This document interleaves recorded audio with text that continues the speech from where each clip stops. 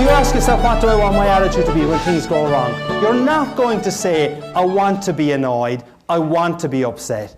When you ask yourself the question, what do I want my attitude to be? You're more likely to say, I don't want to be angry, I don't want to be annoyed about this. And having answered that way, you will make some effort not to be angry and not to be frustrated. And I'll give you an example where it helped me a couple of years ago.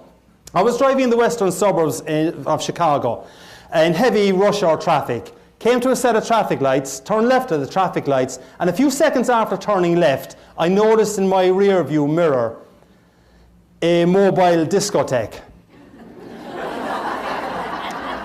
Cop car, flashing lights. So I pulled to the slower lane, he pulled to the slower lane. And I remember saying to myself, well, holy St. Patrick and St. Bridget. Bit of respect there, please. Holy St. Patrick and St. Bridget, what could that fine officer of the law want from an upstanding citizen like me? Now, that was the gist of what I was thinking. I may have said just one four-letter word. But for those of you whose mind is in the gutter, the word was oops.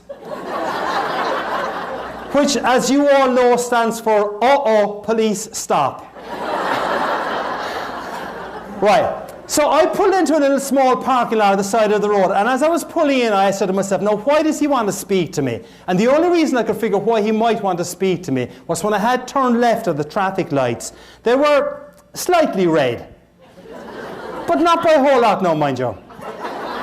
So he is there on his computer checking me to see if in my case I'm a member of the Irish Republican Army, or even worse, a Cubs fan.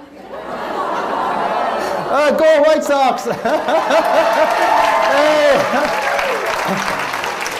I have to tell you, depending on who I'm speaking to, I obviously try and put in a kind of an answer to that gets a reaction. But when I was speaking up near the Green Bay area a couple of years ago, I made the comment that the cop was checking to see if I was a member of the Irish Republican Army, or worse, a Packers fan. I didn't think I would get out of that room alive. So he was there checking my computer to see what my record was like. And I asked myself the question that I said you should ask when things go wrong. So I asked myself the question, what do I want my attitude to be?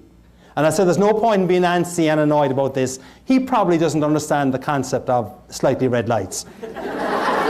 So in my side mirror, I see him walking up towards me. And this being Chicagoland area, I prayed that he had an Irish name.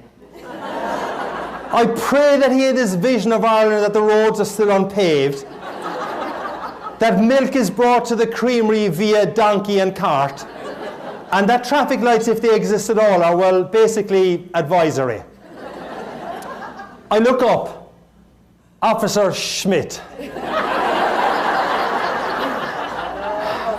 who proceeded to tell me in minute detail what I had done wrong. He asked for my license and he asked for my insurance. Now, none of this is made up, I promise you. I had asked myself the question, what do I want my attitude to be? As he is looking at my license, he says to me, sir, I like your attitude. I'm thinking, woohoo, I'm getting away with this. Then he looks at my insurance and he says, sir, your insurance certificate is out of date. My wife normally looks after that, officer. He smiled. I think he realized he was dealing with one more administratively incompetent husband. Ladies, you know the story, I'm sure. And he just handed back the insurance certificate to me and he said, look, take it easy on that one. Now, I should tell you that this event happened on the 16th of March. Okay? One day before St. Patrick's Day. So the rest of the conversation went as follows. We're having great good fun, and as you will see, it continued that way. So the rest of the conversation went, how much will this cost me, officer? He said, I'll cite you for the red light. I'll leave you go on the insurance. That'll cost you $75, sir. $75?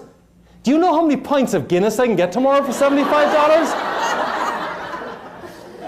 The guy cracked up laughing. I think he thought I was on crystal meth. And he said to me, sir, if I was to cite you for the red light and the lack of insurance, this would be significantly more expensive. You'd have to go to a traffic court. So I said, thank you, I appreciate the break you're giving me. I pull into a very small parking lot with only one access and egress, so I had to turn the car around and drive by Officer Schmidt. As I drove by Officer Schmidt, I kid you not, he waved to me with a genuine smile. That was how the conversation had gone. And I said, this is crazy. This guy's waving to me with a genuine smile and he's after fining me 75 bucks. And I waved back to him with a genuine smile saying, this is really crazy. He's fined me 75 bucks and I'm waving back to him.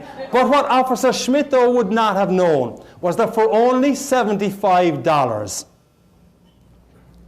I had got a really memorable anecdote about the importance of asking yourself a really powerful question when things go wrong. And when things go wrong, and they will for every single person in this room at some stage, the question to ask yourself is, what do I want my attitude to be?